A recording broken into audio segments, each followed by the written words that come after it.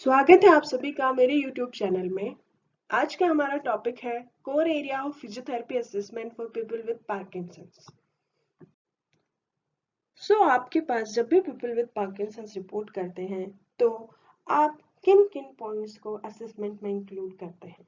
Mostly हम ब्रेडिकाइनेसिया, rigidity और tremors पे ही ध्यान देते हैं, पर हमें और भी डीप में असेसमेंट करना चाहिए ताकि हम एक प्रॉपर ट्रीटमेंट प्लान कर सकें। आज के इस वीडियो में हम proper assessment of people with Parkinson's के बारे में बात करेंगे। एज ए फिजियोथेरेपिस्ट आपको पीपल विद पार्किंसंस में physical capacity, balance, transfer, general function, strength, flexibility, coordination, respiratory components and pain को इंक्लूड करना चाहिए। हम इन सभी पॉइंट्स को वन बाय वन डिस्कस करेंगे। फर्स्ट पॉइंट है physical capacity. People with Parkinson's 1/3 कम एक्टिव होते हैं कंपैरेटिवली सेम एज पीपल। अब ऐसा नहीं है कि वो अपनी इच्छा से कम एक्टिव होते हैं, वो पार्किंसंस की पैथोलॉजी की वजह से कम एक्टिव होते हैं। कम एक्टिव होने की वजह से मसल पावर और फ्लेक्सिबिलिटी कम होती जाती है, उससे उनकी वीकनेस और भी बढ़ती जाती है। साथ ही उनकी वॉकिंग स्पीड एंड गेट में भी चेंजेस आने लग जाते हैं और उनके फॉल के जो रिस्क होते हैं वो बढ़ते हैं। इन सब चेंजेस की वजह से उनकी ऑल ओवर लाइफ एक्सपेक्टेंसी कम होती जाती है। आप समझ गए होंगे कि हमें फिजिकल कैपेसिटी पर क्यों ध्यान देना चाहिए। हमारा नेक्स्ट पॉइंट है ट्रांसफर। आप सोच रहे होंगे कि ट्रांसफर क्यों असिस्ट करना है। ट्रांसफर में हम क्या असिस्ट करते हैं? उठना, बैठना, चलना, फिरना। पीपल विद पार्किंसन में फिजिकल कैपेसिटी कम होने से उठना, बैठना, चलना, फिरना सब डिफिकल्ट होते जाता है और हमें ये सब किस लिए चाहिए होते हैं? हमारी एडियल और सोशल एक्टिविटी को कंप्लीट करने के लिए। पीपल विद पार्किंसंस में ट्रांसफर्स अफेक्ट होता है और इवन लेट स्टेज में बेड पे टर्न करना भी उनके लिए बहुत डिफिकल्ट हो जाता है। ऐसा क्यों होता है? रिसर्चर्स कहती हैं कि नाइट में डोपामिन और भी कम प्रोड्यूस होता है, साथ ही पीपल विद पार्किंसंस का विजन भी अफेक्टेड होता है, इसलिए उनको लेट स्टेजेस में बेड पे टर्न ओवर करने में भी डिफिकल्टी होती है। हमें ट्रांसफर को असेस करना नहीं भूलना है क्योंकि ये हमारे एडियल और सोशल एक्टिविटीज से जुड़ा हुआ है। असेसमेंट पॉइंट है posture. Anti gravity muscles weak होने की वजह से पीपल विद पार्किंसंस में कुछ पोस्चरल चेंजेस आते हैं। उनमें से कॉमन पोस्चरल चेंजेस हैं कैम्टोक्रोम।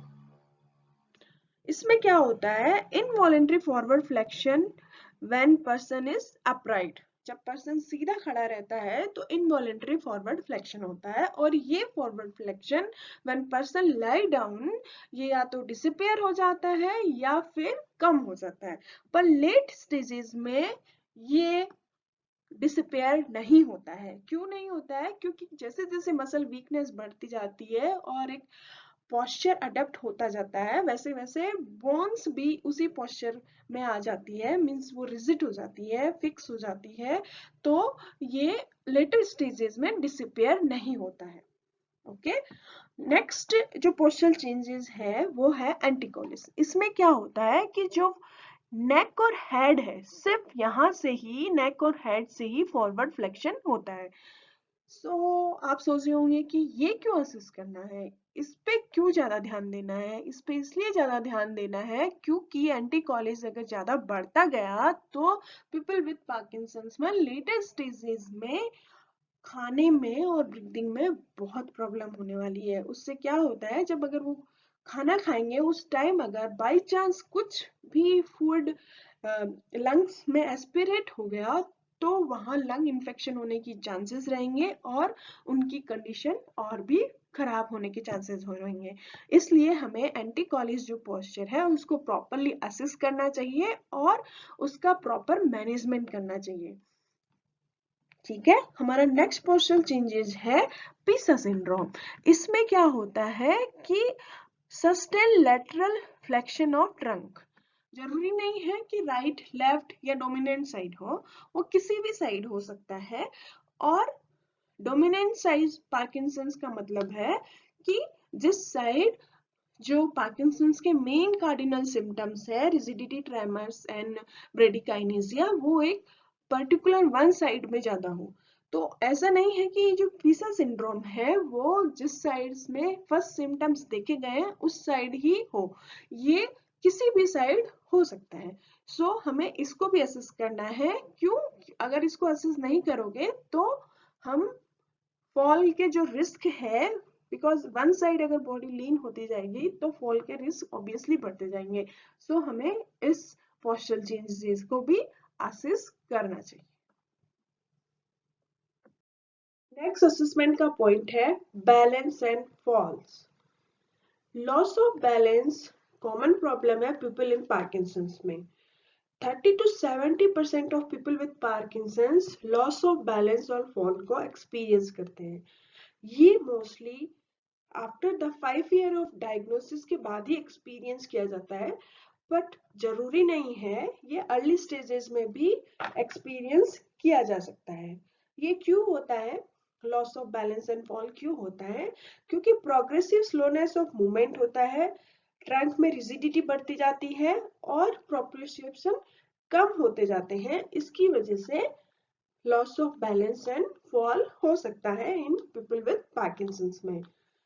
ये मोस्टली जब भी पीपल विद पार्किंसंस कोई भी कॉम्प्लेक्स मूवमेंट करते हैं या फिर मिस जजिंग ऑफ क्लियरेंस हो जाता है तब होता है।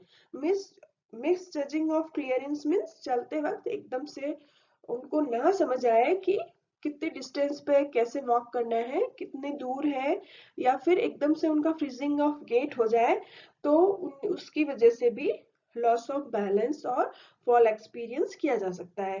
Complex movement means like turning, एकदम से जब भी वो टर्न करते हैं उस टाइम उनका लॉस ऑफ बैलेंस और फॉल एक्सपीरियंस किया जा सकता है। कुछ प्रिडिक्टर्स हैं जो हमें फॉल के रिस्क को बताते हैं, जैसे कि एज।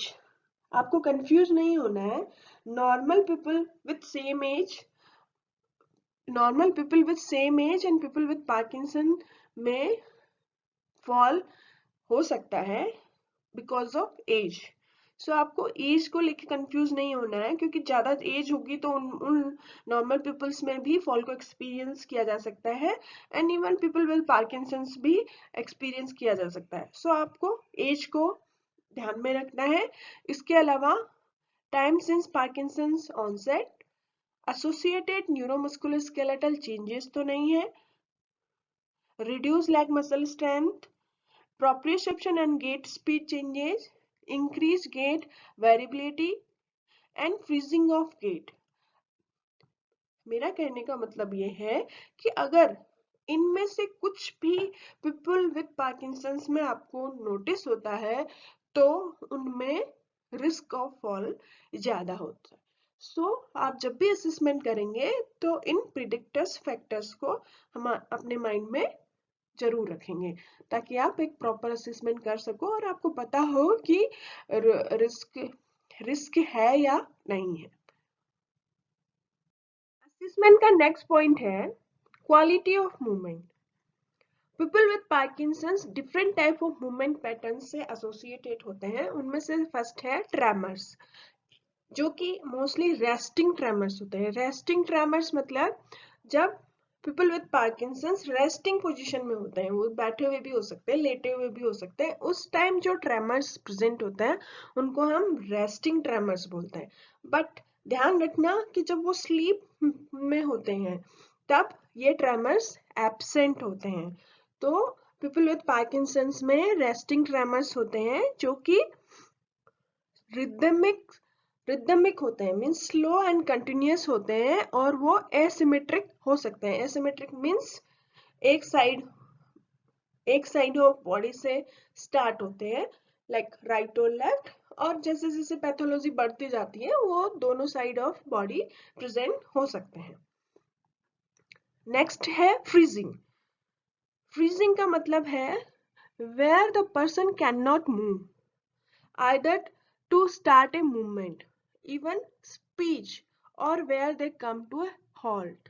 इसका मतलब है जब people with Parkinson's एकदम से वॉक करते करते फ्रीज हो जाए या कोई भी बात करते करते एकदम से रुक जाए, उसको हम फ्रीजिंग बोलते हैं। मीन्स एकदम से कुछ भी एक्टिविटी करते हुए, वॉक करते हुए, चलते हुए या फिर बात करते हुए एकदम से फ्रीजिंग आ जाए, मीन्स वो रुक जाए, एक हॉल्ट आ जाए, उसको हम फ्रीजिंग बोलते हैं। इस टाइप का पैटर्न ऑफ मूवमेंट भी पीपल विद पार्किंसंस में देखा जाता है। हम आगे डिस्कस करेंगे फ्रीजिंग गेट, उसके बारे में और भी डिटेल में, फ्रीजिंग गेट के बारे में। ठीक है, नेक्स्ट है फेस्टिनेशन। इसमें क्या होता है, इनवॉलेंट्री गेट क्विकनेस, एकदम से आराम से नॉर्मल वॉक करते रहेंगे, एकदम से तेज वॉक करेंगे, एकदम से फ्रीजिंग आ जाएगी, एकदम से फिर वॉक करेंगे। तो इनवॉलेंट्रीली एकदम से क्विकनेस आ जाए, मीन्स एकदम से चलना या बोलना शुरू हो जाए, उसको हम फेस्टिनेशन कहते हैं। ओके, नेक्स्ट है ब्रेडिकाइनेसिया। ब्रेडिकाइनेसिया को आप समझने के लिए मैं आपको एक एग्जांपल देती हूँ। जैसे कि हम अपने एल्बो को बेंड करते हैं, एल्बो को बेंड करते हैं तो एक साइड की मसल कॉन्ट्रैक्ट हो रही है, मींस बाइसेप कॉन्ट्रैक्ट हो रही है and tricep, opposite side muscle tricep, वो रिलैक्स हो रही है। तो मींस हम जब भी कोई मूवमेंट परफॉर्म कर रहे हैं तो एक साइड की मसल कॉन्ट्रैक्ट होती है, एक साइड की मसल रिलैक्स होती है। पर पीपल विद पार्किंसंस में क्या होता है, जो मसल फोर्स प्रोडक्शन और रिलैक्सेशन होता है, उनमें लॉन्गर लेटेंसी हो जाती है। मींस वो जिस टाइम पे कॉन्ट्रैक्ट और रिलैक्स होने चाहिए muscles to perform a proper movement, वो उस टाइम नहीं हो पाते, और ग्रेजुअली उसकी वजह से उनकी पावर और स्ट्रेंथ भी अफेक्ट होती है। सो हमें bradykinesia means slowness of movement in normal, अब शॉर्ट में अगर समझना चाहें तो bradykinesia means slowness of movement, और किस तरीके से वो मैंने आपको एग्जांपल से समझा ही दिया है। नेक्स्ट पॉइंट ऑफ असेसमेंट है गेट। पीपल विद पार्किंसंस में impaired speed distance, inadequate bus duration and reduced burst amplitude की वजह से वॉकिंग स्लो होती है, और उनमें 2 टाइप के गेट ऑब्जर्व किए जाते हैं, जिनमें से फर्स्ट है फ्रीजिंग ऑफ गेट, जो कि मोस्ट डिसेबलिंग गेट डिसऑर्डर है और 80% ऑफ पीपल विद पार्किंसंस को अफेक्ट करता है। पहले हमने क्वालिटी ऑफ मूवमेंट में फ्रीजिंग को डिस्कस किया, जो कि कोई भी मूवमेंट के टाइम, कोई भी एक्टिविटी के टाइम फ्रीजिंग होती है, उसको फ्रीजिंग कभी भी हो सकती है, उसके बारे में हमने डिस्कस किया था। अभी हम फ्रीजिंग ऑफ गेट कर रहे हैं, उसका मतलब है जब पीपल विद पार्किंसन वॉक करते हैं उस टाइम फ्रीजिंग होती है, उसके बारे में बात कर रहे हैं, और हम उसे फ्रीजिंग ऑफ गेट कहते हैं। इसको डिफाइन ऐसे किया गया है, एन एपिसोडिक एब्सेंट और mark reduction of forward progression of the feet despite the intention to walk. People with Parkinson walk करना चाह रहा है, फिर भी वॉक नहीं कर पा रहे, फॉरवर्ड प्रोग्रेशन में एकदम से हॉल्ट आ जाना, उसको हम फ्रीजिंग ऑफ गेट कहते हैं। और इस फ्रीजिंग ऑफ गेट की वजह से फॉल के रिस्क बढ़ते हैं। अब क्या है ये फ्रीजिंग ऑफ गेट, जब पीपल विद पार्किंसंस एक्टिव होते हैं, एक्टिव इन द सेंस वो ऑन मेडिकेशन है, उसकी वजह से उनका डोपामिन लेवल ठीक है, या वो कुछ रेस्ट करके या अर्ली मॉर्निंग उठे हैं तो डोपामिन का लेवल ठीक है, उस टाइम वो एक्स्ट्रा पे अटेंशन करके फ्रीजिंग ऑफ गेट को एब्सेंट या मिनिमाइज कर सकते हैं। मींस वो अगर एक्स्ट्रा अटेंशन पे करे अपने चलने पे, तो फ्रीजिंग ऑफ गेट एब्सेंट हो सकता है। तो हमें क्लिनिकली उसको असिस्ट करने में कई बार डिफिकल्टी हो सकती है, बट ये फ्रीजिंग ऑफ गेट ट्रिगर होता है जब पीपल विद पार्किंसन का कॉग्निटिव लोड इंक्रीज होता है। कॉग्निटिव लोड इंक्रीज कब होता है? जब वो कोई मल्टीटास्किंग एक्टिविटी कर रहा हो, जैसे कि फोन पे बात करते वक्त वॉक कर रहे हो, उस टाइम 2 टास्क हो गई, फोन पे बात करना और वॉक करना। उस टाइम फ्रीजिंग ऑफ गेट बढ़ सकता है, ट्रिगर हो सकता है, या फिर कोई स्ट्रेसफुल सिचुएशन में भी फ्रीजिंग ऑफ गेट हो सकता है। तो हो सकता है जब आप क्लिनिकली फ्रीजिंग ऑफ गेट को असेस कर रहे हो तब वो पीपल विद पार्किंसंस में प्रेजेंट नहीं हो। तो उसके लिए आप क्या करना है, आपको उनको एक डायरी मेंटेन करने के लिए बोलना है, और उनको पीपल विद पार्किंसंस को या फिर उनके फैमिली मेंबर्स को बोलना है कि आपको इसको रिकॉर्ड करके रखना है कि फ्रीजिंग ऑफ गेट कब एक्सपीरियंस की गई, किस टाइम किस सिचुएशन में एक्सपीरियंस की गई। ठीक है, ताकि आपको अगर कोई भी उनको गाइडेंस देना रहेगा कि इस सिचुएशन में कैसे मैनेज करना है, तो आप अच्छे से उसको मेजर कर पाएंगे, तो अच्छे से उसका ट्रीटमेंट या फॉलो अप या फिर उसको मिनिमाइज कर पाएंगे। ठीक है, नेक्स्ट है फेस्टिनेशन। फेस्टिनेशन का मीन्स मतलब हमने पहले भी डिस्कस किया है कि एकदम से वॉक करने लग जाना। The tendency to move forward with increasingly rapid but ever smaller step and frequently present with freezing of gait। तो आप ऑब्जर्व करना कि फ्रीजिंग ऑफ गेट और फेस्टिनेशन मोस्टली एक साथ रहेंगे। उसमें क्या होगा, फ्रीजिंग में तो वॉक करते करते एकदम से फ्रीज हो जाएंगे, हॉल्ट आ जाएगा, और फेस्टिनेशन में एकदम से चलना शुरू कर देंगे, और पर क्या होगा, उनके जो स्टेप्स होंगे वो थोड़े कम छोटे होंगे, छोटे छोटे स्टेप्स के साथ चलना शुरू कर देंगे। तो आप इन दोनों गेट के बारे में अच्छे से समझ गए होंगे, और भूलना नहीं ये दोनों गेट को असिस करना। और अगर ये क्लिनिकली आप नहीं असिस कर पा रहे हैं तो डायरी मेंटेन करके इसको असिस करना है। क्यों असिस करना है? अगर आप गेट को अच्छे से असिस नहीं करेंगे और आपको पता नहीं है कि पीपल विद पार्किंसन में फ्रीजिंग हो रहा है, तो आप फॉल के रिस्क को मिनिमाइज नहीं कर पाएंगे। अगर आपको पता है, हमने अभी पहले डिस्कस किया है कि जो फ्रीजिंग ऑफ गेट है एक रिस्क फैक्टर है और प्रिडिक्टर है। अगर हमें पहले से पता हो तो हम उनके फॉल रिस्क को मिनिमाइज कर सकते हैं। तो इसलिए आपको हमेशा गेट को अच्छे से असेस करना है। ठीक है,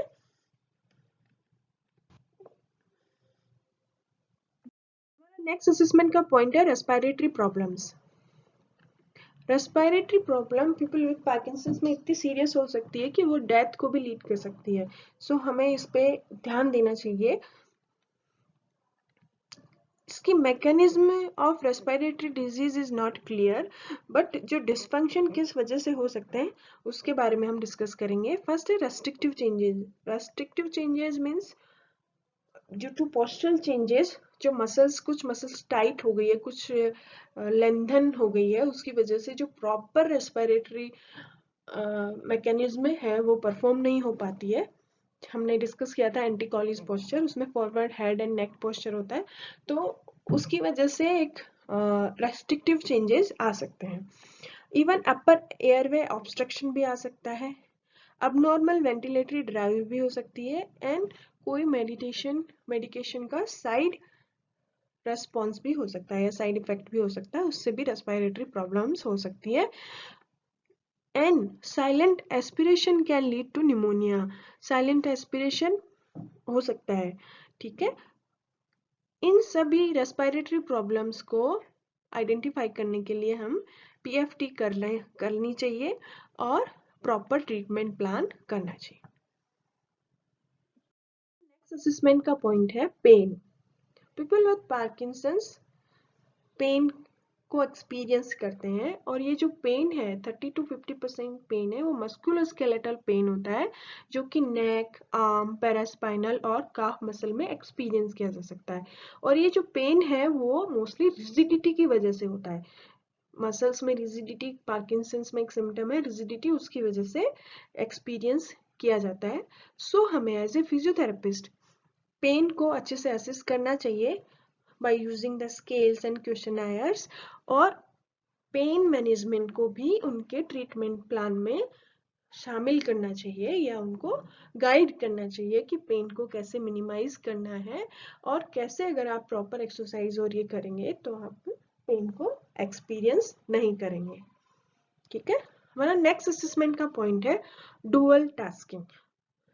जैसे हमने पहले डिस्कस किया था कि फ्रीजिंग ऑफ गेट का मेन रीजन या फ्रीजिंग ऑफ द गेट, जब पीपल विद पार्किंसंस कोई भी मेंटल लोड वाली एक्टिविटी करेंगे तो उनमें आ सकता है। तो यहाँ पे हम डिस्कस कर रहे हैं कि डुअल टास्किंग की वजह से कैसे पीपल विद पार्किंसंस अफेक्ट होते हैं, और उसकी वजह से उनके मेंटल और मोटर टास्क में मिस्टेक्स होती है, और उनके कारण क्या है। उनके कारण क्या हो सकते हैं? Reduce movement automaticity. ठीक है, मीन्स जो ऑटोमेटिक मूवमेंट्स होते हैं, जैसे हम फोन पे बात कर रहे हैं और वॉक भी कर रहे हैं, तो एक ऑटोमेटिशन की वजह से हम डुअल टास्क कर सकते हैं। बट पीपल विद पार्किंसंस में ये जो डुअल टास्किंग है या ऑटोमेटिक मूवमेंट्स है वो कम हो जाते हैं। साथ ही इम्पेयरमेंट इन अटेंशन और डिक्रीज अटेंशनल फ्लेक्सिबिलिटी, इम्पेयर इन प्रायोरिटाइजिंग टास्क। ठीक है, इसकी वजह से डुअल टास्किंग अफेक्ट होती है, और इस डुअल टास्किंग के अफेक्शन की वजह से फ्रीजिंग ऑफ गेट आता है। फ्रीजिंग ऑफ गेट से लॉस ऑफ बैलेंस होने के चांसेस बढ़ते हैं, इसलिए हमें डुअल टास्किंग को भी असिस्ट करना चाहिए ताकि हम उनके फॉल रिस्क को मिनिमाइज कर सकें।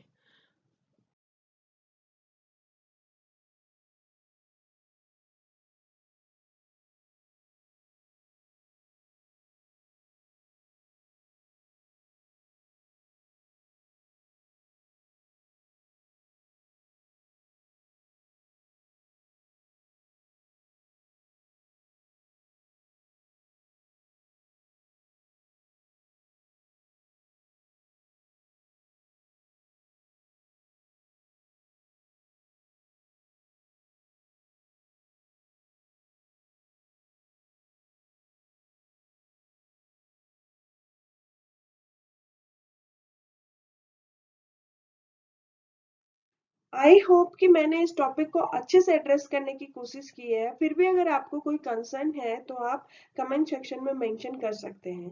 Thank you for watching this video. फिर से मिलते हैं एक नए वीडियो के साथ।